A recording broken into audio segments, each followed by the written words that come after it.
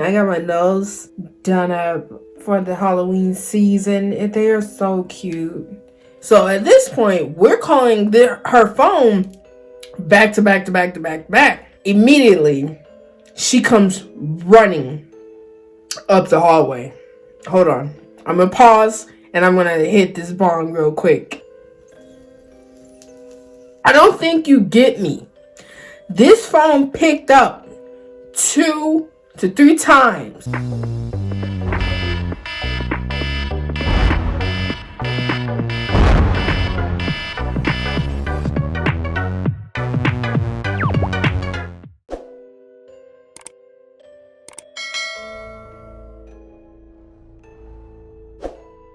Hi, welcome to my channel, Asitgets. My name is Asriel, and today I will be giving you paranormal stories from my childhood. And not only that, we're gonna be having a smoke session. I'm gonna take time and show off my new apparatus that I've bought. This is an ash catcher. I absolutely love it, simple fact, because it matches my rig. See? Oh yeah, also, being that it is Halloween, I got my nails done up for the Halloween season, and they are so cute. And this was Jack the Skeletor. I made a video about the worst night terror that I had that had something to do with Nightmare Before Christmas. I'll put it up in one of these corners. I know you're probably thinking, Nightmare Before Christmas, how is that even scary? You have to be there. Like, watch and you'll see what I'm talking about. Alright, I'm gonna go ahead and pack my bowl and get started with this story. Alright, so we just moved. We're in our new house, and my parents, they go out to go get us something to eat. Me and my 3 sisters, that is. Now, me and my 3 sisters, we were waiting for a grip. We knew exactly where they were going, and we were kind of like timing them, like, okay, it should only take about 20-30 minutes. Sure enough, 20 minutes, 30 minutes pass, 45 minutes pass. They're not back. I'm gonna go ahead and spark this up and then continue on with the story. Cheers.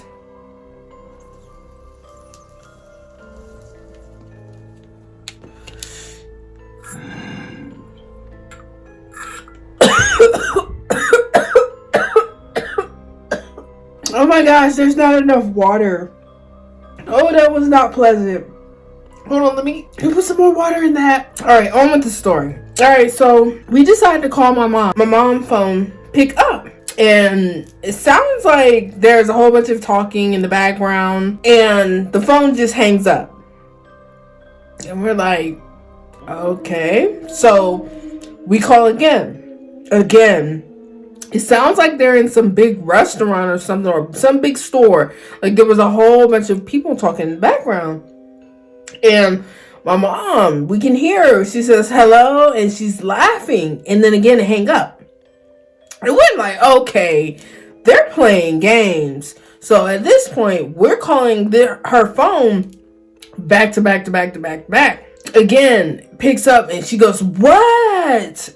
Hang up. We're like, we're going to keep calling. Because they're playing with us. We hungry. We need to eat. So we're calling back to back to back to back to back. And in the midst of us calling my baby sister, she has to go to the bathroom. So she goes to the bathroom. Immediately, she comes running up the hallway. Hold on. I'm going to pause, and I'm going to hit this bong real quick.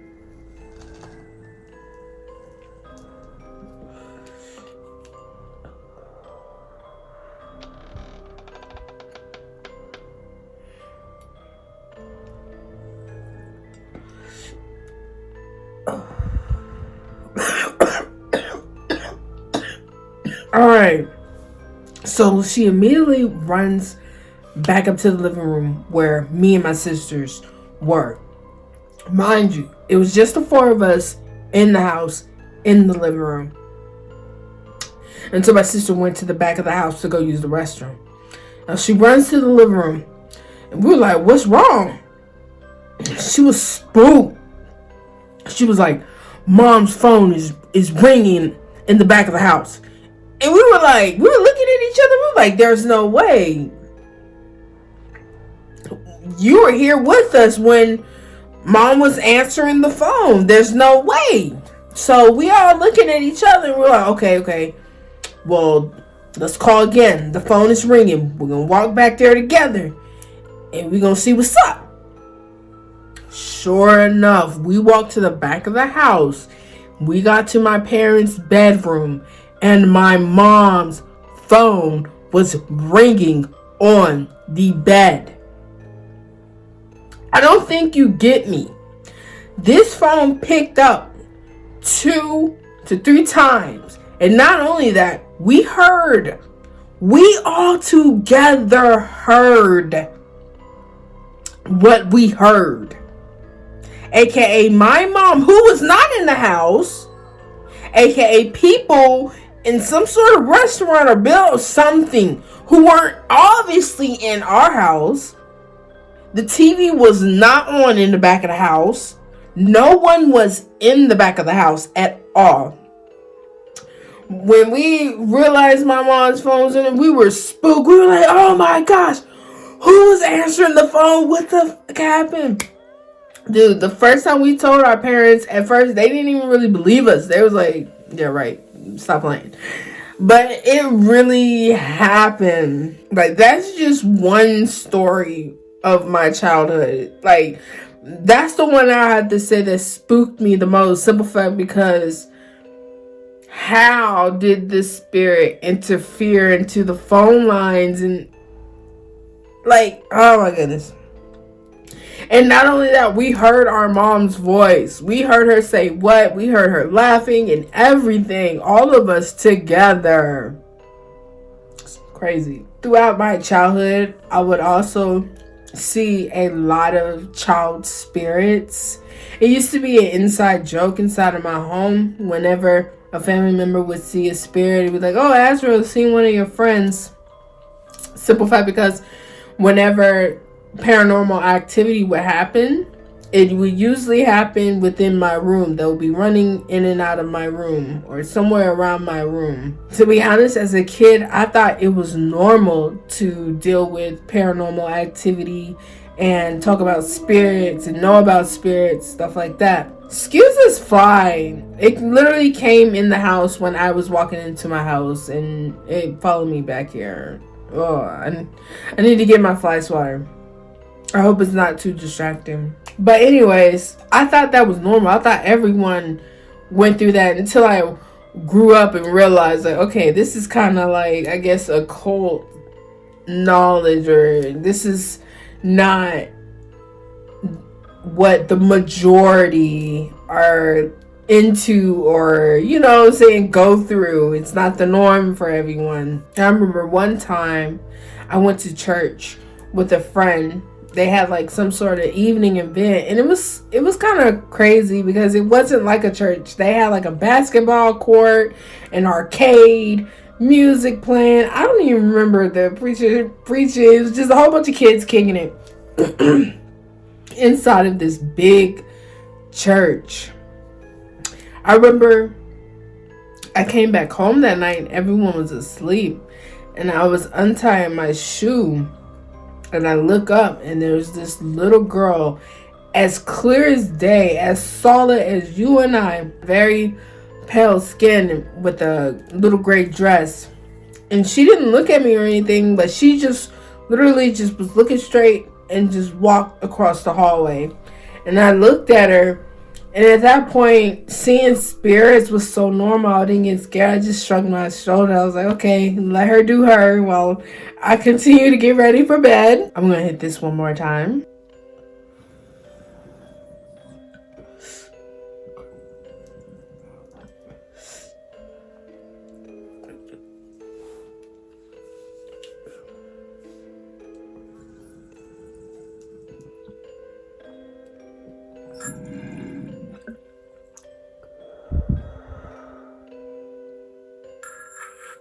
I remember this one time in 6th grade, I was laying in my bed late at night, and I felt like something or someone was watching me. Yeah, you get that feeling someone's watching you, and then you turn around, someone's staring at you. Well, I'm gonna try to give you a visual of how my bedroom and the hallway is laid out. My room is at the front of the house.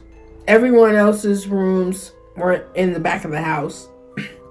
And with my room, the bathroom was right across my door. And there was a nightlight in that bathroom. So late at night, that nightlight will shine into my room. So I look up and I see a shadow right in the corner of my door. It literally looked like a spy, like the Inspector Gadget with that beige trench coat and that spy hat. I literally seen that shadow outline in the door. And when I seen that, I was paralyzed. You know how you get that fight or flight or freeze reaction when you're scared? You're either going to run, fight, or freeze. I totally froze. I didn't scream. I didn't run. I was just paralyzed with fear. Like, what is this staring at me? And so I'm frozen, and I look back down, and then all of a sudden I hear a cabinet that sounded like that it came from the bathroom slammed shut. And I look up, the shadow's gone. And then like 2 or 3 seconds later, my dad comes walking to the front of the house, was like, "What was that?" And I was like, "I don't know." So sure enough, I knew I wasn't tripping. I knew I wasn't dreaming or imagining it. Simple fact, because it woke my dad out of my sleep to this very day. I don't know what spirit was spying on me and what for, but I just know it was spying on me. That creeped me out. Yeah, growing up, I would always feel a presence. Even now, to this very day, I still always feel a presence. Like, the spiritual realm is very much real. Yeah, so those are some of my childhood paranormal stories. If you have any paranormal experiences of your own, let me know. Comment down below. I'll definitely love to hear that. It was nice talking and smoking with you guys. I'll catch you on the next one. Bye.